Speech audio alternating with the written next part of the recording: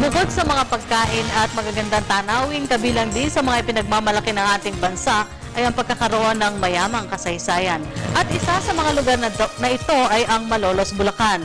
Atin itong pasyalan, balikan ang mga alaala ng nakaraan sa report ni Julius Disamboro. Malolos, Bulacan, may importansya sa kasaysayan, may naiambag sa lipunan. Tunay mong at maiisip na masarap balikan ang nakaraan. Diyan nakilala ang lugar na ito kung saan noon pa lamang ay namamayagpag sa ibang lalawigan. Simula pa lamang noong taong 1580 nang itatag ito ng paring Agustinian sa ilalim ng pamamahala ni Fraile Diego Ordonez de Vivar hanggang noong Pebrero ay nang maitatag ang tatlong nitong munisipalidad. Una naming tinungo ang isang heritage house na nabuo noong taong 1914 at ginawa ng isang museo ngayon. Ayon kay Risa Hernandez, isa sa mga tagapamahala dito, nabuo umano ang isang grupo ng mga kababaihan sa Malolos na pinamunuan ni Alberta Witangcoy at may bahay ni Paulino Santos na layong makapag-aral noong panahon ng Espanyol. Ang isa pa kasi dun sa gusto nila para kaya nila ni-restore to para yung ding mga karatig na mga ibang heritage houses along the district ay ma-restore din. At the same time, maipakita dun sa mga kabataan yung ganda, yung kultura nung araw.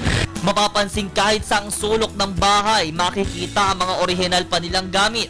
Simulan mo sa mga kubyertos hanggang sa mga muebles. Sabi, sa kanila nanggaling yung mga culinary legacies, yung paggawa ng empanada de Calixis, burburia, inipit, ensaymada.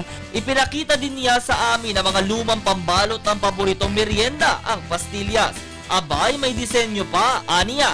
Iyan ang hobby nila Alberta noon. Samantala sa aming pagsasaliksik, nalaman naming may ginaganap na Fiesta Republica dito sa Malolos. Teka, ano nga? Karoon kami ng ideya na bumuo ng 1 week long festivity na pinamagatan namin Fiesta Republica. Layunin ng Fiesta Republica na malaman ng buong mundo, ng buong bansa na yung sa Malolos na ganap yung pagiging nasyon ng Pilipinas, yung pagiging Pilipino ng mga Pilipino. Nakapanayam namin ang isang guro at kalahok sa naturang palatuntunan at aniya, malaking tulong umano sa Malolos City ang pagkakaroon ng Fiesta Republica. Ito ng konting research dahil kasaysayan yung aming ipapakita sa mga manonood. Talagang magkaroon sila ng pagpapahalaga doon sa history. Bukod sa alam nating naandito ang Baraswain Church na pinaganapan ng unang republika, mapalad namang ipinakita sa amin ni Rolly ang isang malaking mural painting na nagpapakita sa naging kasaysayan ng Malolos. Kasi sa larawang ito pa lang ay malalaman mo na. Minsan mahalagang bunitain natin, balikan natin ang ating kasaysayan upang malaman natin ang kahalagahan ng ating pagiging Pilipino.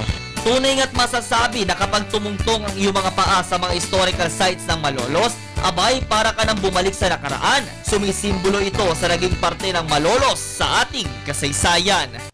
Bahagi ang museong ito sa lalawigan ng Malolos na naipreserba na kung saan kabilang ang mga kababaihan sa ating kasaysayan. Mula sa Malolos City sa lalawigan ng Bulacan at para sa Telebisyon ng Bayan, Julius Disamboro.